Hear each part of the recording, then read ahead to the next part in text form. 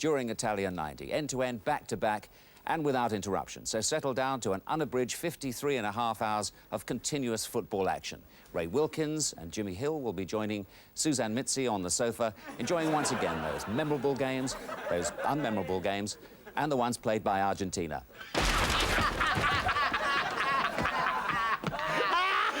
Just fooling. That's very good, Ed. Just kidding. Here's the cricket.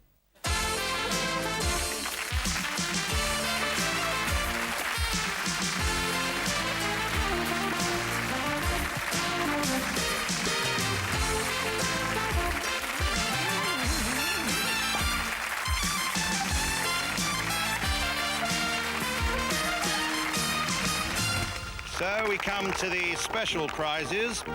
The Hermione Gingold Shield for the most obviously alcoholic mother is won this year by George Corncircle's mother, Natalie. George, perhaps you'd like to stagger up here on your mother's behalf. Well done.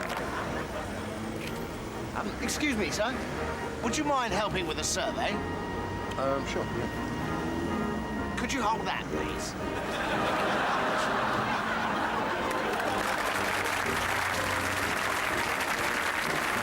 The Coots Nouveau Riche Award for the most ostentatious display of money goes to Tracy Brinks-Matt's parents, Ron and Esmeralda. I'm sure we all saw the Learjet leave the cricket square en route for Colombia.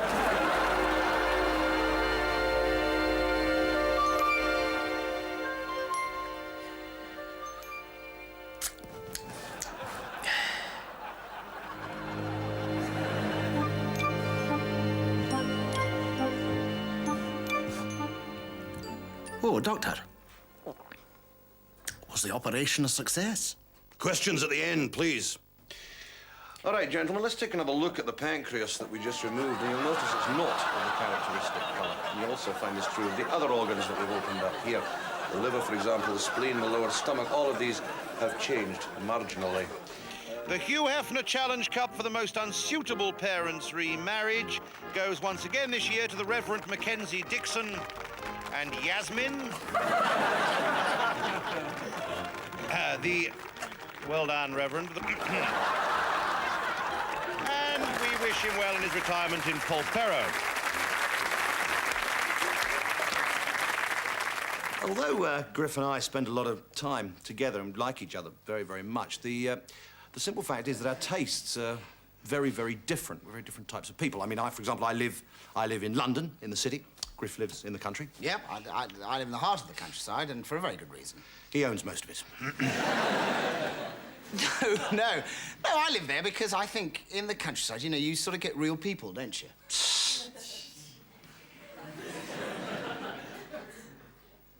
Anyway, I was in the village shop the other day. Real people? You know nothing about the class struggle, Griff? No, I don't, no. Anyway, I was in the village shop the other day when Griff, don't you understand, people? The village shop is an irrelevance. It's nothing. It's feeble. I mean, who cares about the village shop, for instance? Right. Do you want to do something else, then? Yeah, I want to do something political. You want to do something political? Yeah, I'm sorry, is that such an extraordinary idea? No. I'm sorry, but I really feel that it's time that my work, Yeah. you know, contains some sort of political statement. Right, fine, good. So what, you've been playing polo with Ben Elton again? Oh, don't stop. Very funny. Sorry, what sort of statement is this, then? Well, I think everyone knows where I stand politically, don't they? No, actually, do you know, I don't think we do, actually, no. But this is a great job. Why don't you sort of tell us? Right, well, basically, it's about what's happened. What happens in the world is about, you know, the superpowers, right? That's where the power is, you know. And it seems to me that that the people are what it's about, and democracy. I think the people should be deciding what the people actually, you know, should. I mean, I think they should be. I think it's the people who should be deciding.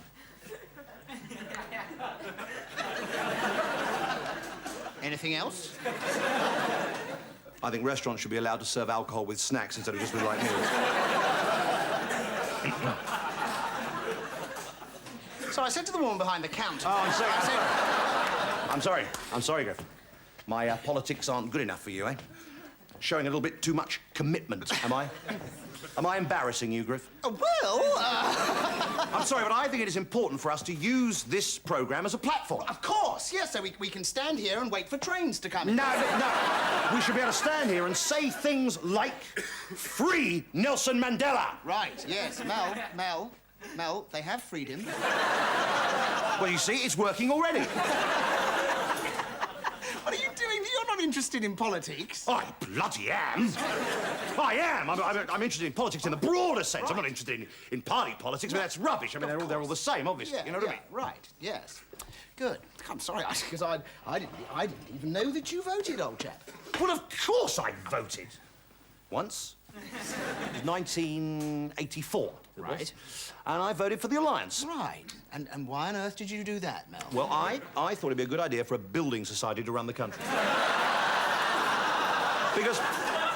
No, because when you think about it, a lot of those really important decisions are economic ones. Yes, of course. Yes, Are they are. they? No, they Right. are. Yes, no, that's right. They are. Okay. For heaven's sake. Come on, let's show a bit of commitment here. And what about the world scene? You know, how do you feel about that? Shoot. I mean, what do you think about, you know, like the tearing down of the Berlin Wall and the end of the Iron Curtain and free elections in Eastern Europe? Well, I don't think we'll see that in our lifetime, Griff. Mel, my darling. Mel, listen, look. Listen, there are a lot of people, right, who think, you know, you're funny. You know, they think, hey, Mel Smith, he's a funny guy, they think. Isn't that enough? No, it's not. No, It's not. right. It's trivial. I mean, don't you want to do more than this? Yes, I do, as a matter of fact, yes. So what are your politics, Griff? Come on. What are your politics? Come on, listen, I'm a wishy-washy liberal, you know, with left-wing instincts and a sneaking admiration for the right, so I don't do anything about anything.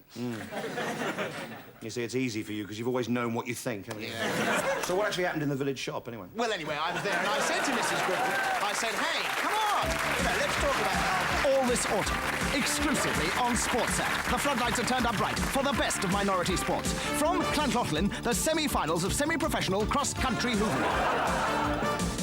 And Sunday at 7 sees the start of the women's motorbike wrestling season. Highlights from Hackney Dogs versus the Crystal Palace Mega Moves. From Canada, competitive nitroglycerine-powered combine harvester racing. From Sri Lanka, pro celebrity tea picking. And kicking off the season at 10 o'clock tonight, international Nazi hunting. Highlights from the first round of the Simon Wiesenthal Trophy, live from Adelaide. All this autumn on Sportsat. Obscure sports don't come any obscurer. You sit next to Camilla, Peter. Then you can hold hands, or whatever it is you young people do these days. Mummy.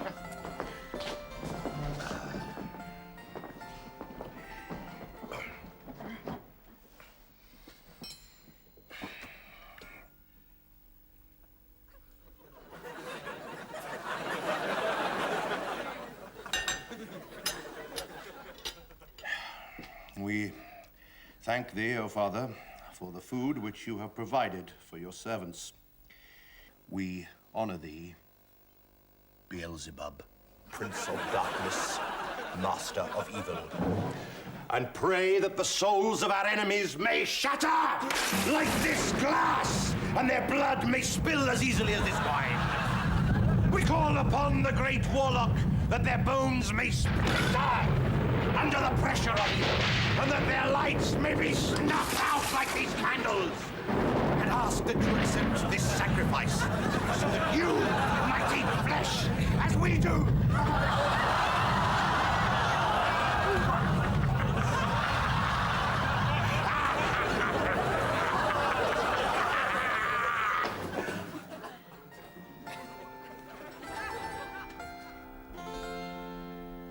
Don't you ever embarrass me like that again.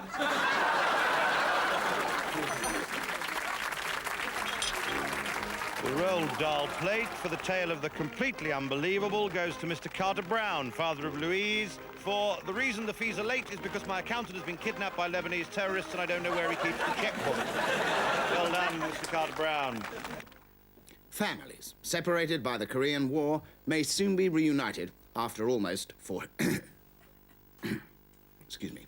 After almost...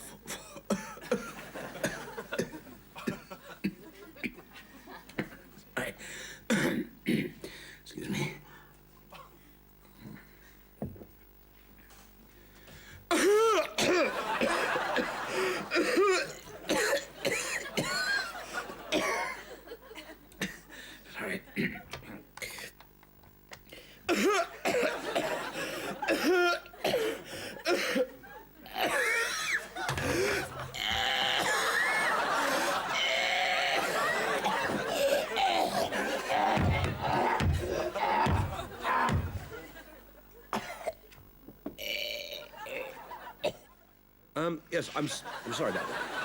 In New York last night.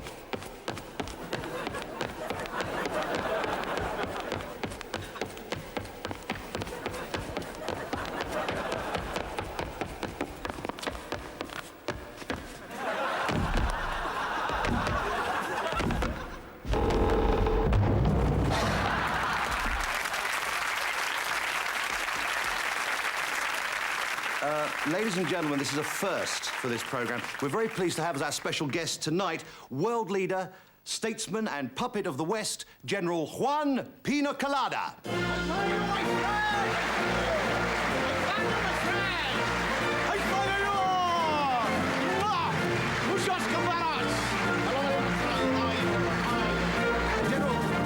General Colada. Yes. Yes. Yes, you are, sir, I believe, President for Life of the People's Republic of Panagua, Commander of the People's Army of Panagua, and Chairman of the People's Golf Club of Panagua. That's right, Puppikers. May I ask you, what is the purpose of your visit here? My purpose of my visit here today, I have come to Britain, my friends, because I very much admire and love the British way of doing things. You crazy bastards! I don't know if you're aware of this, but I was educated in Harrods. And, my friends, I am at this moment going around the world, visiting your casinos and meeting with some very important prostitutes. Yes. And I have come to your country for two reasons. Two reasons, yes. The first reason is because I need help. Yes, it's true. Yes, it's true that I'm happy to be stuck with you. Yes, it's true. I have come here for two reasons. Yes. That because my country is a very poor country. Yes. And it's a desperate country. Yes. It's a terrible place. Yes, yes. It's very got poverty. Yes, and all yes. that. This is still the first reason. This is still the first reason. Yes. I have come because it's a very poor place and I need of the help. Yes, I see. And what's the other reason? To get out of the shithole for a while.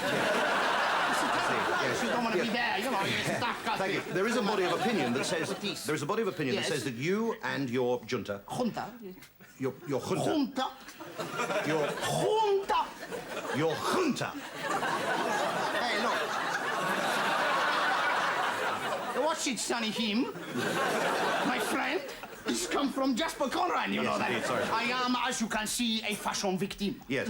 Well, is it not true that you Yes. and your junta, Yes. have suppressed the communist insurgents? Communists? Communists? In Panagua? No, my friend, no. No, we are a Western-style democracy. A Western-style democracy? A Western-style democracy. We shoot half the population and we lynch the rest. I see. Yes, you mentioned democracy. Did I mention democracy? Yes. Yeah, oh, silly me. Do you actually believe in one man, one vote? One man, one vote? One man, Of course one I do. vote. You want to meet him? Who? Juan. He does all the voting in my country, you know? But I go back to my country. And you know why I go back? Why? Because I love my country. Yes. And it is my country. I can prove it. I paid $500,000 for it in 1969. I see. So why exactly have you come here? Because I'm trying to sell it. Yes. Mr. President, thank you very much. That's all right. It was nothing. Don't I get any fee or nothing like that? Yes, Give me my money back. Yes, thank you, my friend. Thank you very much. See you again. Hey.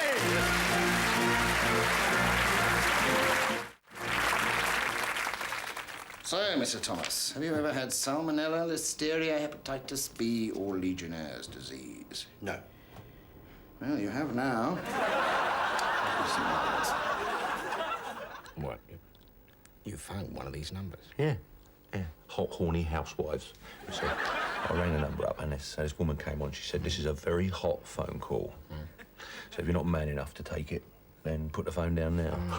What, so you put the phone down? No, I listened to it, you know. She went on about her honey pot and all that. What, this is an 0898 number? That's right, 38p a minute. Excuse me, I'd like a £10 phone card, please. You dirty bastard. It's a marvellous feeling having all those little Japanese women walking up and down your spine. Apart from that, I wouldn't recommend falling over in the Tokyo rush hour. We'll be delighted to hear that Howard and Arbuthnot of York House were voted by the staff boys most likely to betray their country. Well done. Wouldn't trust them as far as I can throw them. Good evening and welcome to After the Real Programmes Are Finished. And tonight, Christmas. Christmas tree lights twinkling on the shelves in Woolworths, Slade's Christmas message to the Commonwealth, sleigh bells roasting on an open fire. Irene, what does Christmas mean to you? Well, Wayne, you know, it utterly dismays me. Oh, dear. Yes, because Christmas nowadays is nothing more, really, it's nothing more than a sickening, consumer-orientated orgy of greed. Well, yes, yes, it is if it's organised properly, yes.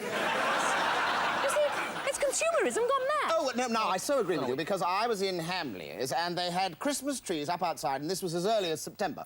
July. I've seen decorations as early as July. Yes. I've seen Christmas trees outside Hamleys as early as December. It's ludicrous. Oh, that is. Well, I'm sorry, but I don't think Christmas is commercial enough. Oh, now, come on. No, How listen, can the you shops are possibly- shut for days, aren't they, over Christmas? I think the retail trade quite should get its right. blinking act together, I really do. You can't go out and buy a bottle of milk or a bit of bread or some washing up liquid or all those other last-minute presents for the wife. I see. Yes, how long do we have to listen to this sexist claptrap? How long you got? No, listen, please. Now, for most women, well, women everywhere, in fact, Christmas is a time of drudgery. Oh, that's rubbish, love. I know for a fact the Queen records that speech in June. Yes, but Irene has a point, because surely we have forgotten the meaning of Christmas. Oh, I have completely forgotten the meaning of Christmas. I went into a fish shop the other day. I asked for 2 Christmases and a Savoy, and I didn't have the faintest idea what they meant. Yes, well, we haven't got the faintest idea what you mean either, to be quite honest. But the thing that pisses me off about Christmas, actually, is the way all those office parties take over the pubs. Oh, yes. You know, and you've got secretaries throwing up their baby shams all over the place. Yes. It's an orgy of indulgence. It is. It's completely crazy. Then they go back to the offices, they photocopy their boobs and fax them to Southampton. I think that's one of the traditions we should hang on to. Absolutely. But talking, I mean, but when we say tradition, I think back to when I was a lad at the country house and the sort of Christmas we had there. Because after dinner, we'd go down to the scullery and toast the under butler. And when he was crispy on both sides, we'd give him away to the poor. Does anyone here still play the traditional Christmas game? Oh, we do. Oh, absolutely. If the telly's not on, we play Hunt the Remote Control, normally. Yes. What about you, Irene? Turkey with all the trimmings? Oh, certainly not, no. No, I should be lunching with a vegetarian feminist couple who have, in fact, adopted a turkey. Really? Yes. 3 fat birds under one roof. Yes, thank you very much. And then after lunch, I'll go to a feminist identity crisis centre in Hammersmith. Dear, oh dear. Yes, Very good idea. and there we'll sing some specially written feminist carols. Really? I didn't know about that. Yes, there's Unto Us a Whale is Saved, how and lovely. Shave My Head with Boughs of Holly. How lovely. Yes. Dildo merrily on high. Yes, in fact, that's one of my favourites. Yes, absolutely marvellous. And then in the evening, we perform the alternative nativity play. Oh, really? What part do you play in that? Oh, one of the three wise lesbians. Yes, Because, mind you, when we were kids, we didn't have a lot of expensive presents, did we, Bron? You know, when we were kids, no, we didn't. But we always knew that Dad had been working away in the shed, you know, whittling away on a bit of wood he'd found in the forest, you know. And he'd whittle away, and then, you know, come Christmas Day, he'd made a lovely, beautiful, long, completely smooth stick. Lovely. Did he give it to you on Christmas morning? Only if we really annoyed him, yeah. The one thing I found, though, having children, is how incredibly difficult it is to keep the non-existence of Father Christmas a secret. I know. Oh, that's so tricky. What do you mean?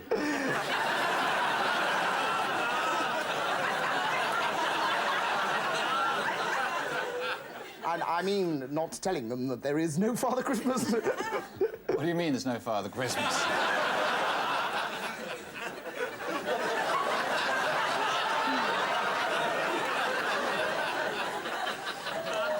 Well, wait. I don't know quite how to put it. There isn't a Father Christmas. You're kidding. I mean, who was it delivered all the presents then? Well, it was your father. My father? My father was Father Christmas? My father went, what, he went all around the world, did he, delivering presents on a sledge? I mean, that's incredible. No, he didn't go all round the world, silly. He just did you and your house. Oh, I see. You know, what did he keep those 6 reindeer for, then? Oh, Shut up, William, for heaven's You're sake. ruining the whole thing. Well, that's not very Christmassy of you. Well, maybe not, you're behaving like a complete lunatic. Of course they don't bloody Father Christmas. Dear,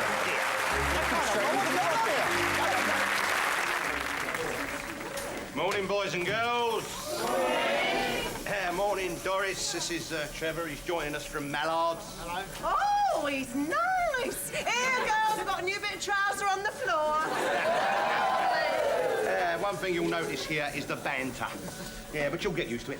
Yeah, a bit like the last place I worked. Oh, well, you know the form then. It's just, you know, basically light-hearted, risque stuff, nothing too obscene. You keep that for when the girls from the office come down. Morning, Sid. How's your bollocks? Oh, rubbing the long chat. This is Trevor, joining from Mallard's. Oh, hello, Trevor. Here, got any photos of your wife in the nude, have you? Hey, you want to buy some, then? That's Sid's joke, yeah. 25 years he's had that. It's a good joke, isn't it? Remember to bring a joke, by the way. Look, don't worry, because the company will provide you with a temporary one. It won't be very funny. It'll keep you going until you get one of your own. See what I mean? Here, morning, Eileen. Did you get any last night? Why, what was it, a blue moon, then? Watch out for the double entendre. The what? Well, words like come in, crumpet, and it. You pick them out of other people's conversations when you hear them, and then you go on and on and on about it, yeah? Are you familiar with the TUC's banana rule? Oh, yeah. Yeah. If you should see any cylindrical object that even vaguely resembles a penis, you are obliged to point it out for the amusement of your colleagues. Yes, you're right. Yes, you're going to fit in here, Trevor. Oh, fit. Yeah, and don't forget, if it's a woman holding it, you get a cash bonus here. Oh, right. Right, now, this is your machine, Trevor. I'll send Doris down with your joke, all right? No need. I've brought one. Well, let's hear it then. Hey, quiet, everyone, quiet. Trevor's got a joke here. Let's have a listen. What did the elephant say to the naked man? Well, what? How'd you pick up anything with that?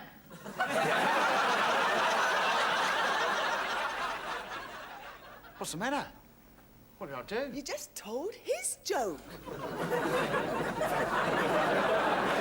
I'm no sexist, but I do think that men are simply better at some things than women. I'm no racist, but I do believe that black and white should preserve their cultural identity.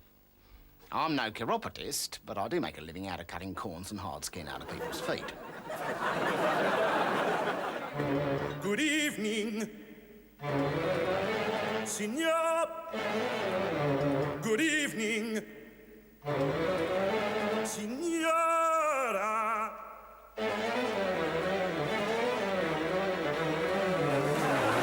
We kiss all the ladies and we give them the roses. We flirting with your girlfriends right under your noses. The service is frenetic and the jokes are all pathetic. We laugh like a drain and we probably insane. We laugh like a drain and we probably completely crazy. Your wife is quite a looker, like a little more sambuca. No, no, please, senor, no, this is on the house. There's nothing quite as phallic as a stick of fresh asparagus and bollocks of a baby lamb in white wine sauce. This is me with Ivan Lendl. This is me with Felicity Kendall. Here I am with someone Welsh. Here's my wife with someone else.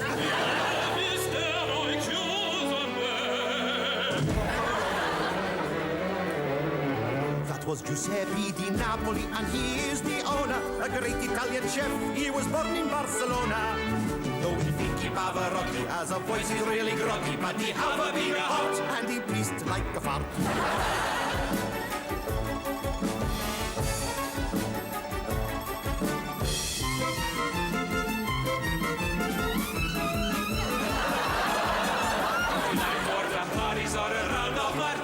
Would you like to see a pudding that is shaped like a penis? Would you like some amaretti? Would you like some more spaghetti with a mozzarella cheese? No, we'd like a little piece. Oh, you like a little piece? Second door on the left. In Italian trattoria, we are crazy, we mad. We guarantee the quickest meal that you ever had. With our trousers bulging tightly, we can satisfy you nightly in a half an hour or less. Good night, God bless.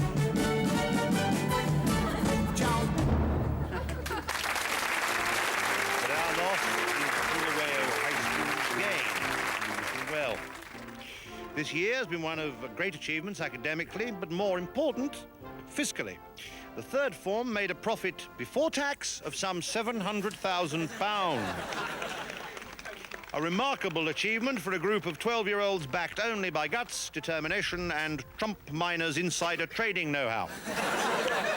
We owe a debt of gratitude also to Sheikh Ali bin Abdul Ali for his most generous donation of £1 million. Many thanks, Your Highness, and welcome to the first form.